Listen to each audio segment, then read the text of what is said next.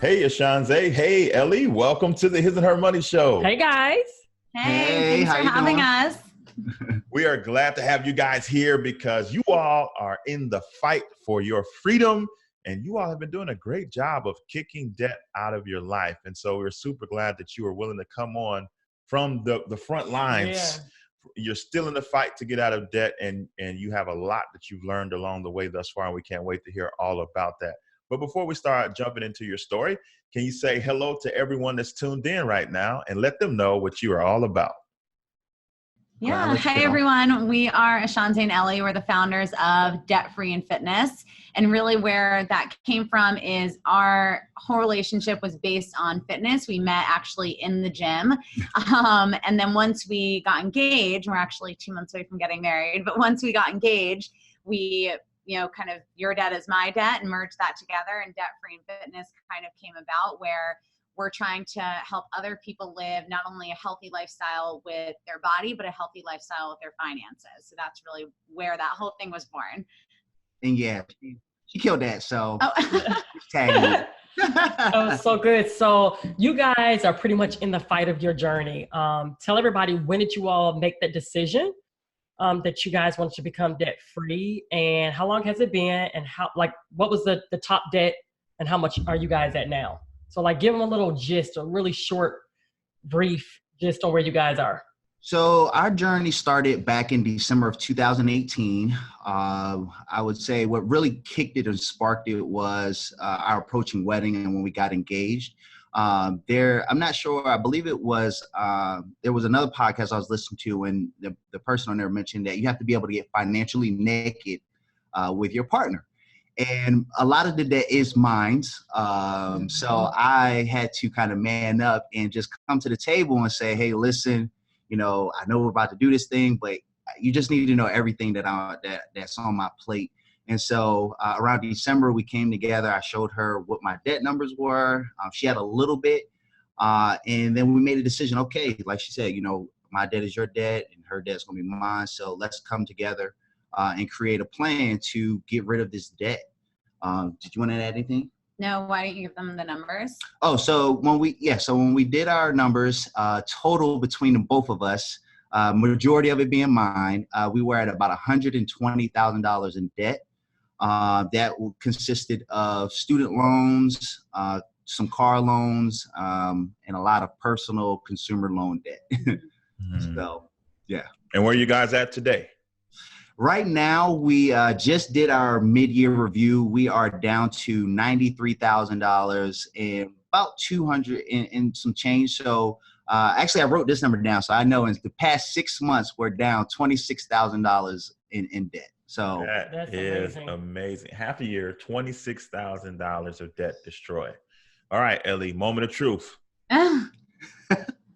Ashonzay came to you and said, hey, Ellie, I love you, girl. I love you. But there's something you need to know. I have a mountain of debt. I know we're about to spend the rest of our lives together. I just thought maybe you should know this.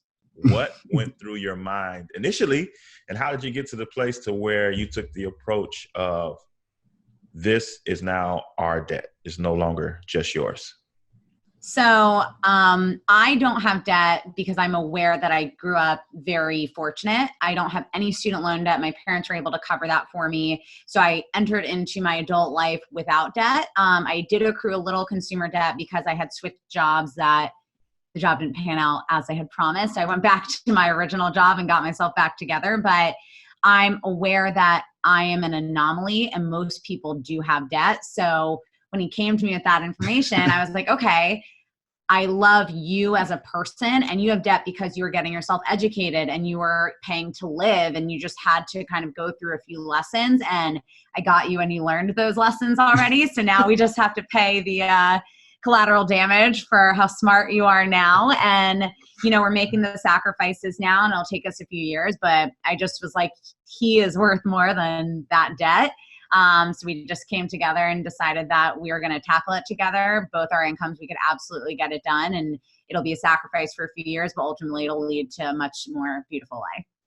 She made that sound very elegant. There was a sense of shock being that she had never had debt before. So she made it sound very good, but there was a sense of shock, like, whoa, especially with it being six figures. I know for me personally, I felt like that was, a huge mountain, but to her, I think she took it really well. So she gave a great answer, and she did take it well.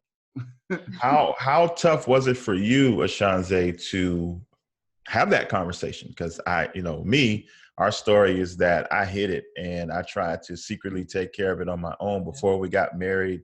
And it almost caused us to not get married because I was lying about it. And the reason that, and there is no good reason to lie, but the reason I did was because the shame was so large. I too was at the point where I was becoming more aware of financial literacy. I was making better decisions than I had made in the past, but the consequences of past decisions were still there.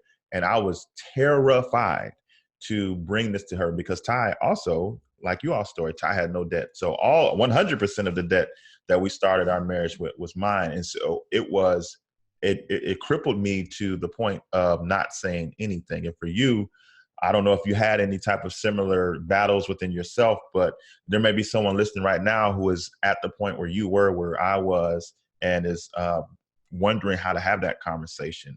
Talk to us about what was going on with you at that point. Yeah, so it was very tough. I actually agree with a lot of what you said. It was very scary to have that conversation. Like you said, I hid a lot of it. I think, before I even told her, there was an opportunity where if I would have said something beforehand, we could have kind of nipped it in the bud, and I may not have as much consumer debt as I have. So yeah, I was very nervous. Especially coming from, again, my background is where we lived paycheck to paycheck. Everything was, we weren't poor, but we were broke. It was more of, we just had a roof over our head and food on the table. And money wasn't a topic that we talked about in our household. On top of that, knowing her financial situation and her background, I was even more ashamed, or embarrassed by my situation. When we first got together, I preached to her like she should have a budget and she should do these things with her money, but yeah, I wasn't following through with my own money habits. So the conversation was part, just taking down that, not being embarrassed, but then it was really a tucking my pride as a man. So that was one of the biggest hurdles I had to get over, was to just say, you know what, like I have to, as a man and wanting to be the man of this household, I need to be upfront with my future wife and tell her what it is. And I can't hold it back. So very, very nerve wracking. I think I took about 2 days to prepare for the conversation. Seriously, like just running through the conversation in my head, what would she say? Would she still want to go through with the marriage? Like, are we still gonna be together? Like, just what kind of impact would that have on her? So I was very nervous and scared to have that conversation. But after we had it, I walked away, actually it felt like a weight lifted off my shoulders, because I had been walking around with it for so long. Like you said, kind of hiding it and not being 100, not being 100% upfront with her about it. But after coming clean with it, it just felt like a big relief off my shoulders. And then it was like, okay, now I can actually move forward and start paying this down and not worrying about, if I have enough to cover my half of the bills. So I want to talk about, because I'm sure a lot of people some may be asking the question, okay, you all are not married, but you chose to attack your debt combined. I'm assuming you were engaged when you all made that decision.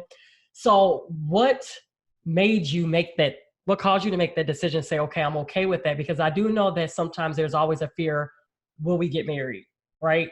We may have a ring on our finger, but you guys have not made that commitment yet. So what made you make the commitment prior to getting married? And what made you guys take this approach, opposed to waiting for the day that you guys got married to then attack the debt? It was mainly you who was like, okay with it. So to be honest, I don't know that there was like an actual thought process that went into that.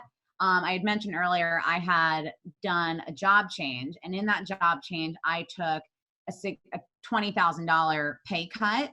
And I was just like, oh, I'm investing in myself. And, this is for my experience and whatever.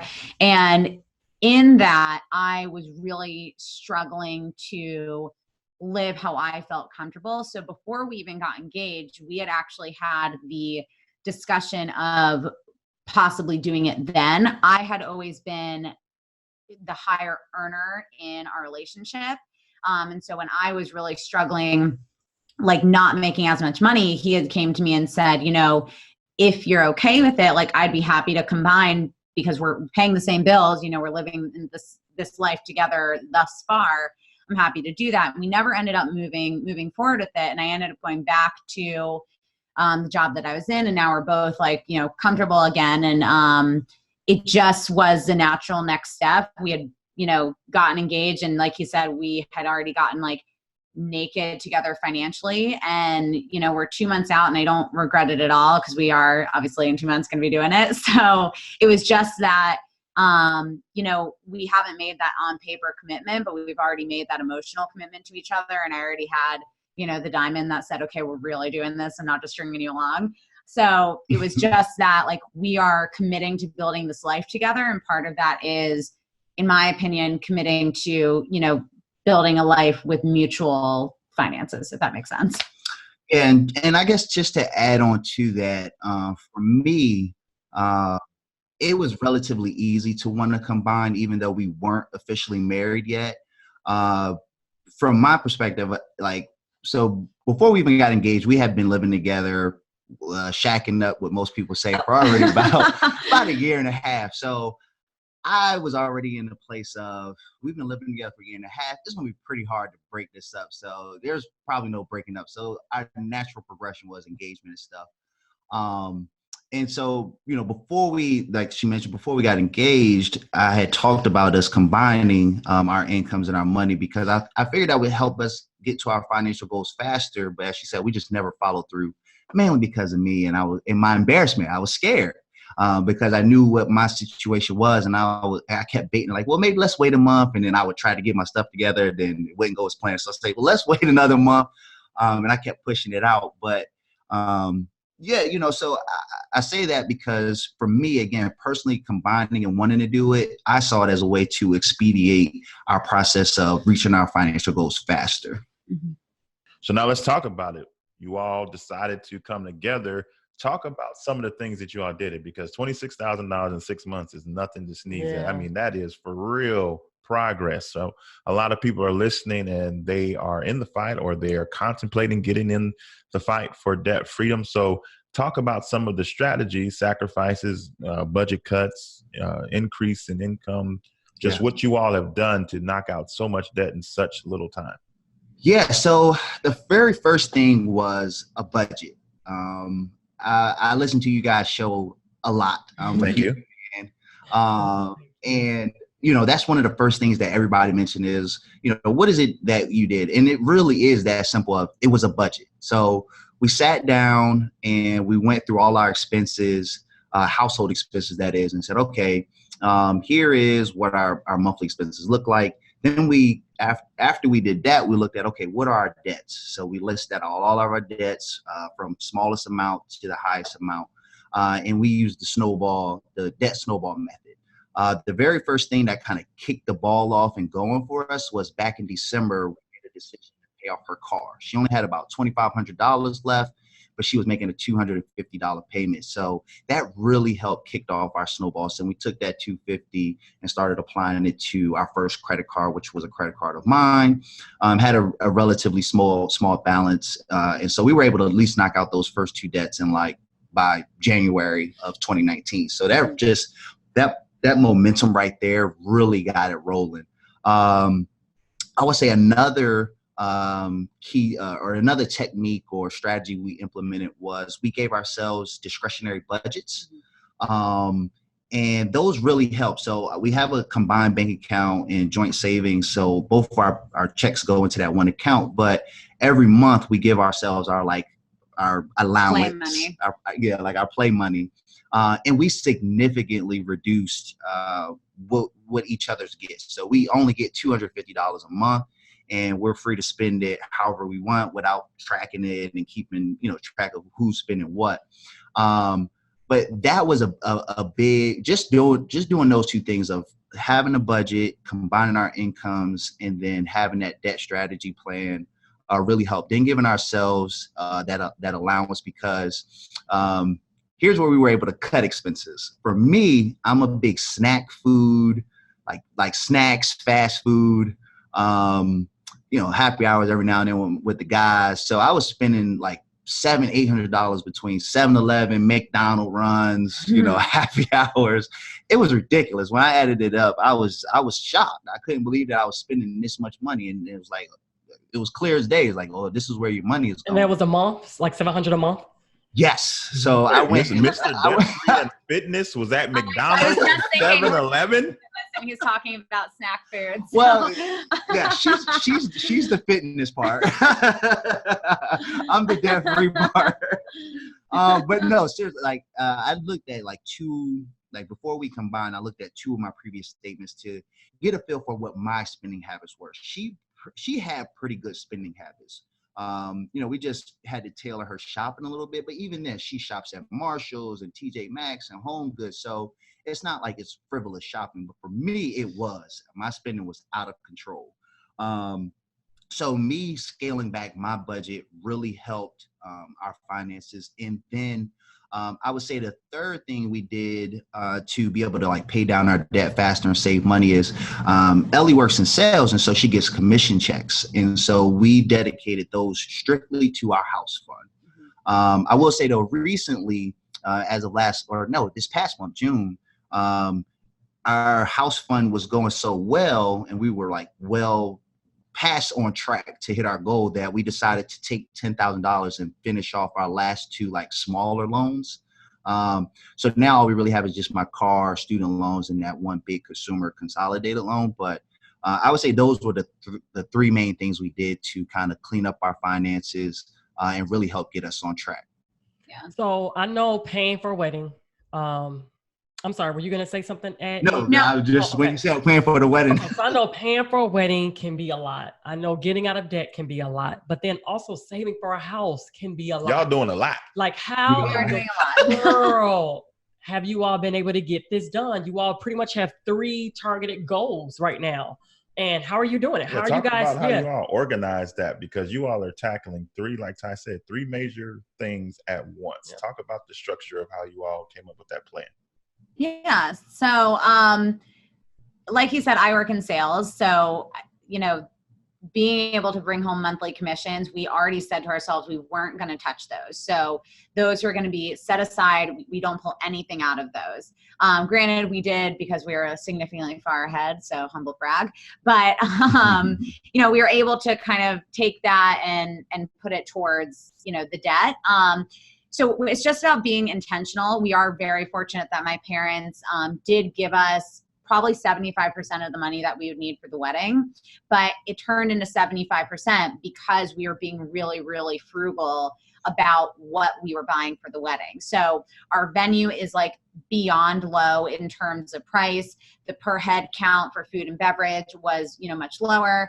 I made sure I purchased my dress towards the end of the 2018 season, because I got a $3,000 dress for $800 because it was just towards the end of the season. We're doing online flowers versus a florist because it saved us $2,000. So we're just cutting costs as much as possible there because we wanted to stay as close to the money that they gave us as possible. Now, granted, we are going to end up spending probably $7,000 to $10,000 of our own because weddings are not cheap, but they were able to help us out there. And then, we have our budget. So it's going to sound a little cliche, but it's just that we are intentional and we have a plan. So we talked about, as we entered into this, that we understand that there's going to be money we're spending for the wedding. And this is a once in a lifetime thing that we're going to be doing. And next year it won't be like that. That'll have to put $10,000 more into, our spending, but he's a project manager. I'm in sales, and it just meshed well together where he's good at doing the plan and I'm a natural multitasker. So I'm it's fine. We can do this, this, and this. And I was even why aren't we buying a house this year too? And he was take a deep breath. Let's do one thing at a time. So he kind of balances me out there, but really it was just, being intentional. We listed out our goals and said, how are we going to accomplish those as quickly as possible, and being disciplined with how we wanted to do that. And then I can just elaborate a little bit more for the listeners, because I know they're wondering as well. So with our budget and how we manage our money month to month is we really wait to the end of the month to look at, okay, what do we want to save? What do we want to put extra to debt? And what maybe we want to cash flow for the wedding. So right now, the main focus of the summer has just been cash flow wedding expenses first, see what we have left. Is there anything extra we can put to debt, or should we put it in savings? So ultimately, how it breaks down is during the month, we really try to manage our surplus. So here's one of the good things. We both get paid biweekly, but we get paid on opposite weeks. So we literally get paid every single week. And so from week to week, we just try to manage our surplus from who's ever checked. And then when we get to the end of the month, we'll see, okay, this is what our surplus looks like. How much should we put towards debt? How much should we put in our savings? When we were doing mainly just that, but now it's not so much savings focus, it's more cash flow to wedding focus. So hopefully that provides some clarity for those wondering, like, how are they able to split up their money? So it really is just at the end of the month, we see what we have left, and then we say, okay, based on where we are, should we make an extra debt payment? Should we save? And, or should we look at cash flow in the wedding? I think additional thing that we do that helps is we plan our months. So at the end of the month, we look at, like we just did July. So, okay, well, what events do we have? We knew we had July 4th. I think we have like another weekend where we have to do something. So trying to account for events like that so we can put it in the budget then allows us to have a realistic surplus at the end of the month of what we know we should be working with to put towards debt or towards savings. It's time to get your life insurance together with Legal & General America. As one of the nation's leaders in low-cost, high-quality life insurance to over 1.3 million families, we know how to protect you. For nearly 7 decades, we've been the first and only carrier to add 10 more years of security to our policies for a total of 40 years of life insurance coverage. If you need basic protection until retirement, that deal is perfect. Legal & General America makes understanding and applying for life insurance easy. Our agents are standing by to help you determine the best coverage to fit your family's needs. Visit hisandhermoney.com/LGA to get started on your journey toward financial wellness. I want to go back a little bit because you said it kind of in jest, but it's a real thing. We teach a class at our local church on personal finance. And this past week, I remember we were talking about budgeting, and one of the statements I made just off the cuff was, a lot of you all aren't wealthy because you're eating your wealth. And for a lot of people, when they inspect where their money is going, food is a big budget buster. And you were spending $700-800, and then you said, yeah, and I just stopped. Like, that's not easy, right? Talk about, because that's a habitual thing. If you get up to $700-800 a month consistently in takeout and fast food and happy hours and all that, I don't know if it's just that easy to just flip the switch. So talk about the progress that you made in that area, because a lot of people, that is their story. They could literally 2x, 5x, 10x their progress and debt freedom if they just stopped eating out so much. How did you do that? So for me, first things first was I started to eat the lunch that Ellie packed for me. Right. He had food already prepared. So we're clear. There was already food prepared every time. So he had the food even in the $700-800 days. Yes. Right. Like, we had budgeted for groceries. So we'd already spent the money on food that was already made. And then he would go out and buy food. Yes, I was very much double spending. So just That's to common though. I mean, it sounds funny, but a It's lot of people a real do thing. that. That's why I want to touch on it. Yeah. So how I was able to just get over my, eating out and stuff was I did go cold turkey. It was rough. Don't get me wrong. It was definitely rough. But how I was able to manage it is that at this point in time, so as I said, Ellie's really the health buff in the relationship. She keeps us both very healthy. She's, I would say, almost vegan, if not consider herself vegan. as far as, and for me, you know, I still need my chicken. I still need my macaroni and cheese. You know, I still need my soul food. So we have very different menus. And so how I was able to kind of break the habit was I said, okay, babe, I need you to kind of like make food that I like, not so much the healthy stuff, but let's kind of wean me off of the fast food stuff to at least it's home cooked. So that was the first step.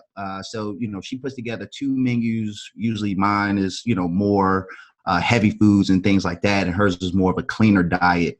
The second part was I just simply stopped going to 7-Eleven. I would walk past 7-Eleven or I would drive past McDonald's and I would still have that crave for it, but I would just be like, you know what? I had a bigger goal in mind, which was I got to get my spending under control. So I just kept saying no. And as the months went on, it got easier. So now it's not even that hard. You know, every now and then I might go in and grab something here or there, but you know, your discretionary income, your the 250, yeah. Yeah, I just use that. That helps. It does. It goes pretty quick. Yeah. So, but no, yeah, it was a struggle. I went, you know, I won't say it was easy by any means. I started off gradual, and then we worked myself up, and to where now I'm at a point where this month I'm taking another leap to where I want her to give me a cleaner diet, and I'm going to try to start eventually working my way to becoming a vegan myself. So, yeah, I went cold turkey. It's not easy by any means, but that was what worked best for me. Let me tell you something. These gas stations, that's how they're getting a lot of people's money is the store portion. It's not really the oil. That's where they make their profit. And that's where they make their profit. Like that's very, very common. Yes. You know, a lot of people will go into the gas stations and it was very, very convenient. I never could understand why anybody would do that. Well, I sure could. Yeah. And I mean, you know, when I think about No, that wasn't that towards was you. That was a jab at me. That's the same exact thing that's happening in our house. Talking to me right now, okay. guys. I could not understand for the life of me, like, why would you go give them double and triple what you could really give Target or Walmart, like buying the same thing? So it's real. It is. Real. It is. It's a Just struggle. thought I'd add that in there. She's taking shots at me. He's not like that anymore. But life. that used to be a stickler. Like in the beginning of our marriage, I'm like, whoa, wait a minute. This is like out of hand. Convenience. Yeah, it was convenient. I think that was us. Yeah, it was very convenient. I think but it sounds like us. You know, she's looking at me. I'm looking at her. Like, yeah, but now I see on Instagram, I think Ellie packed a bunch of mason jars full of chopped up fruit. I saw. So we're getting there, huh? Yeah, go ahead. You can talk about that. So we do smoothies in the morning just because they're easy, and he literally gets up 15 minutes before he has to leave, and he's like, "Get up, make my smoothie." So it makes my morning a little like easier, just like dump and go, and then he can take it like on his way to work. But we usually do 2 separate smoothies because I do mine a little more on the green side. So I'm easing him in to green smoothies. This is his first week having like a little green. So because it's a short week, I did the same smoothies for us. So for example, this week we did strawberries, pineapples, cucumbers, and ginger. But usually mine will be like cucumber and ginger and celery and spinach and like a little bit of pineapple. But we're easing him into it. And, you know, really the whole thing is in the morning, we want to have just like, not heavy food, but like good food that's going to energize us throughout the day. For full transparency, I can't just have a smoothie in the morning. Like that does not fill me, but it does have a lot of nutrients. So I have like, I leave after him. So I have a breakfast before my smoothie. But yeah, it does make it super easy, and you can put anything in there you want. The glass doesn't break. I chop it all Sunday, just dump it in and then pull it out the night before and put it in the fridge. And in the morning, it's like good to go. It's super easy. So it sounds like to me that you guys are big into like meal prepping and planning. Talk about the importance of that and how that has saved your budget. Yeah, so we are really into that. Like he mentioned, I do have to make 2 different menus every week, which is a lot, but you know, it's going to save us money in the long run, and it's also going to help him live longer in the long run. And that's again kind of at the core of the Debt Free and Fitness is, you know, doing the meal prepping helps our budget. So it's going to help to have unmade food that I'm going to make at home because it's cheaper to buy from the grocery store than to go out and get, you know, a freezer meal or a meal from a restaurant on lunch. It's going to help our budget. But then in terms of our overall health, having something homemade is going to have less sodium. It's going to have cleaner ingredients, fresher ingredients. And so as much as it's a lot of work, and even if you're just meal prepping for one person, it's a lot of work, right? You have to plan the menu, you have to go to the grocery store with intention, then you have to come home and make the time to do it. So I actually coach people on a few different ways to meal prep. Number one, I always suggest make a menu so that you go to like I said, go to the store with intention. You kill your budget when you go and you're, just, I think I need this, I think I need that. And I also need these marshmallows and this candy and these cookies, right? If it's not on the list, don't get it. Just kind of stick to that. It helps your budget major.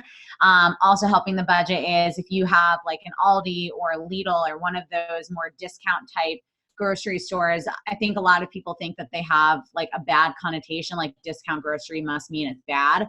We get 75% of our groceries from Aldi, and the rest we get from, a larger chain where, we just can't get all of it. And I think people don't really understand how much it can help you. And yes, it's going to be a larger time commitment where you do have to go to 2 stores because you're not going to have everything. But in terms of, helping us out in the month, it's worth it. And then, I don't like to cook everything on Sunday because I get tired and my feet start to hurt from standing, but I try and on Sunday at least stage everything so that when I come home, it's just like dumping ingredients so that they're ready to go and they're already chopped and in bags and whatever. And so I'm just dumping. Half of the time it takes for meal prepping, I find, is just like chopping an onion, like chopping vegetables. That takes forever. And you're like, that's gonna be 20 minutes. And then I have to cook it. And then so just getting ahead of that. So you come home and you're like, great, this will be ready in 15, 20 minutes because I've already done the staging, will help people just really get that done. It doesn't have to be totally prepped on Sunday. I think people see online tables full of food. We don't do that. I don't have time to do that. I don't want to do that. I want to enjoy my Sunday. I work during the week. So just staging it, I think, is, helping with that as well. Yeah, that's so good. And let me tell you, I tell him all the time, eating healthy, it really does require a lot of, like you said, cutting, chopping, preparing, and things like that. And I think that's what turns a lot of people away. But I found a trick.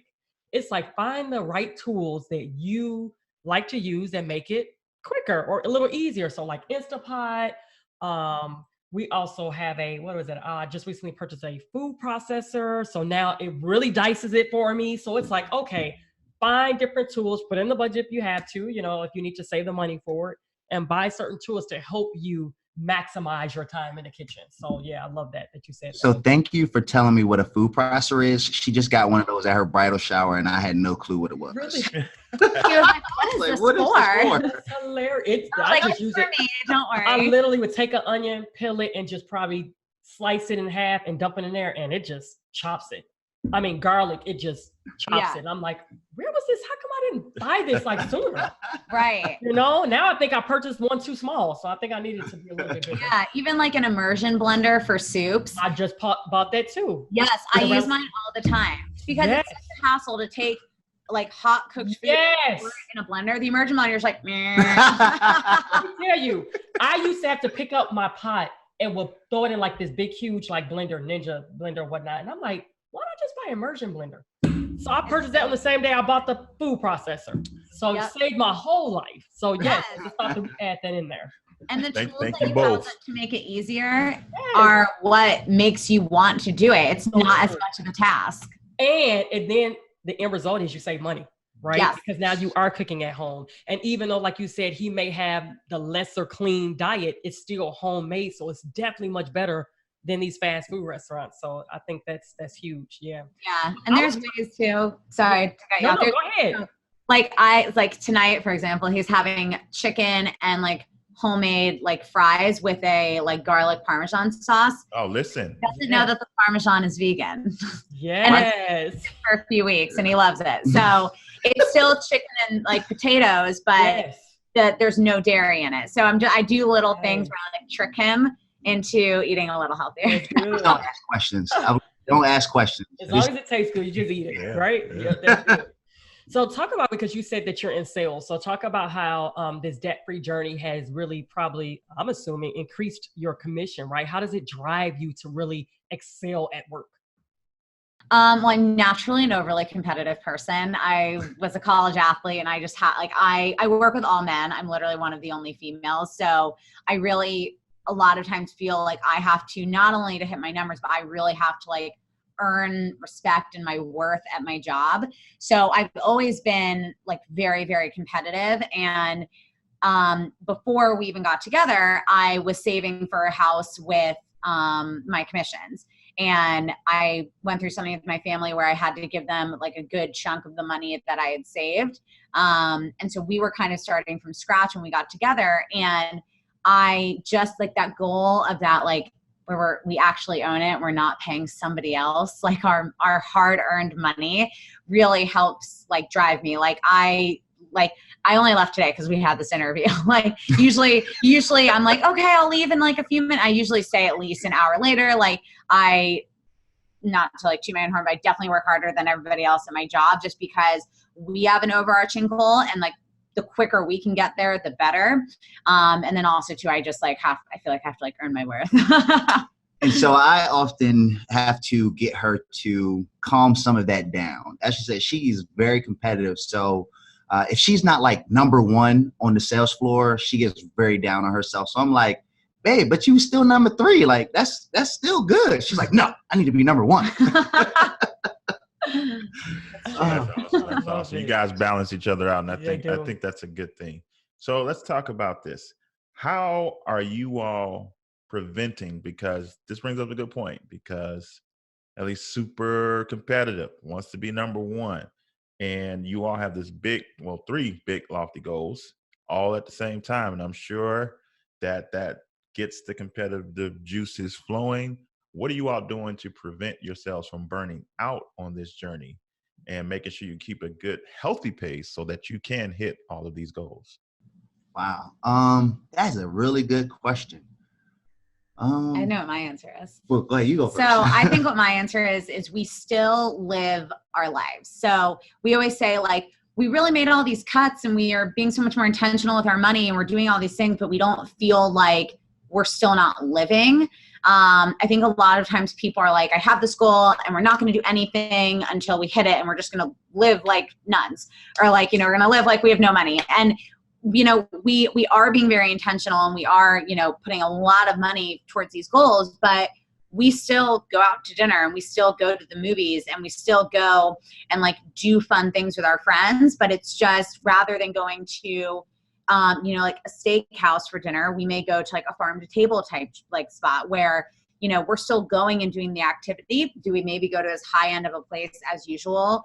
No, but we're still able to spend time together and live our lives. We do a lot more like hiking now and like free community things that we didn't normally do. So I think, at least for me, what keeps me from burning out is I don't feel like I'm just sitting in my house, like just waiting, right? Like I'm still living and we're still experiencing life and enjoying being together and enjoying what we're building while just being a little more intentional with how we're doing it. And then that was a good answer. But I'll say to add on to that, another thing that helps me, and I think she's also gotten drawn into it now, is that within our local area, within the DMV, DC metro area here in Alexandria, we host and started a debt-free community group. Mm-hmm. So, we have monthly meetups where we're around other like-minded individuals who are on a journey as well. And we try to even do outings with them. Like in July, we're trying to put on a picnic. But, doing like free things like that or frugal activities, there's all kinds of posts on social media that say, hey, frugal activities. And I think because fitness and health is something that's very at our core. So like you said, the hiking and just doing like things outside where we don't have to spend any money.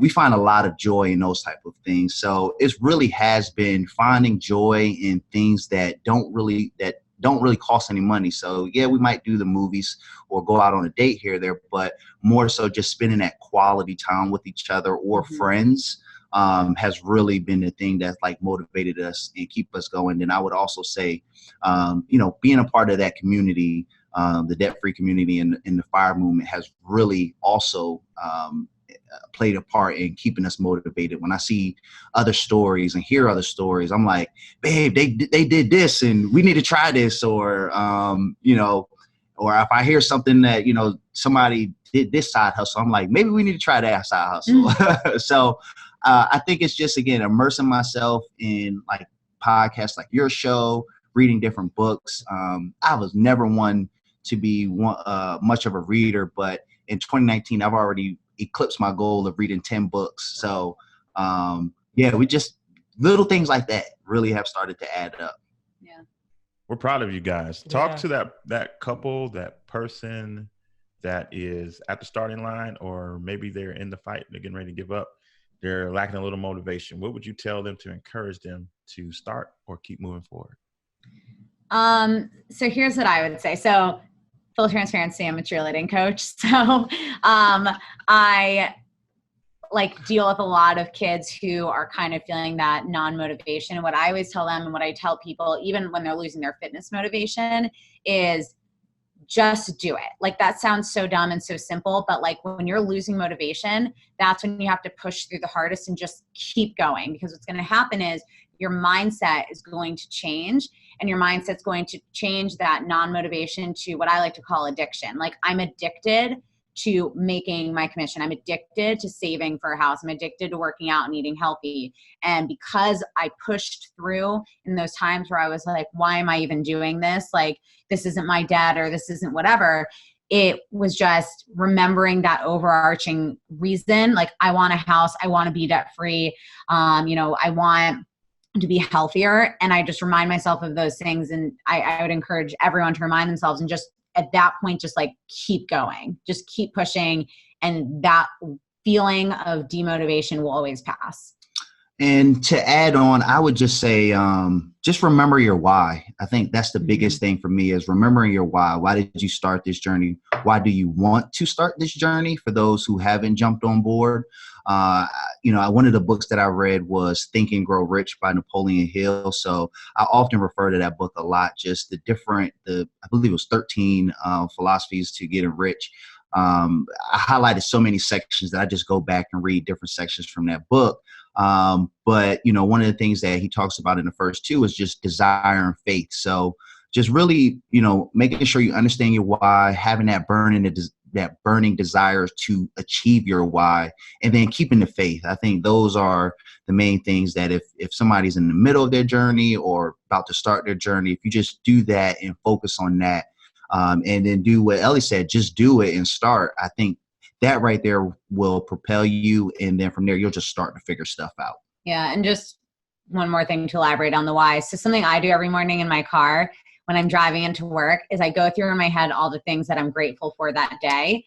So I'll be like, oh, I'm grateful for, I'm grateful for Ashonzay. I'm grateful for my health. I'm grateful for the strides that we've made. And I go through that list in my head, and it's usually the exact same list, but I start my day reminding myself of everything I have, because I think a lot of times we get caught up and we lose motivation because we're trying to pay off this debt. We want to go on vacation, or we want that new bag, or that new, car, or whatever it is that we're trying to keep up with the Joneses. And I think that to kind of keep it in perspective, I always do that first thing in the morning of what am I grateful for? Because again, working in sales, there's people there that blow their commissions every month, and they're like, well, look at this and look at this. And I'm like, I'm meal prepping. So just reminding yourself of the things you're grateful for, I think can help, change that mindset. Awesome. Well, guys, you all have been rocking it. We are super proud of the progress that you all have made thus far. We have no doubt that you all are going to cross that finish line, and we'll be waiting there, cheering you on once you get there. Thanks so much for taking time out of your busy schedule to share with our audience today. Thank you. Thank you guys for having us. It was such a pleasure. It was. Hopefully we see you guys at FinCon. Absolutely, we will. And matter of fact, you all talked about the importance of finding an online community. So talk about you all's website and where you all are at on the internet, so we can with your journey. Definitely. So if you want to catch up and hang out with us, or just follow our journey, our Instagram is debtfreeandfitness_. We just launched our blog about a month and a half ago. So that's www.debtfreeandfitness.com. And we do, if you have the Meetup app, just search the DMV DFC Meetup, and you can join our group there. And we'll be sure to have everything linked up in the show notes of Awesome. this episode. Thanks again, guys. Thank you. Awesome. Yeah. Thank you.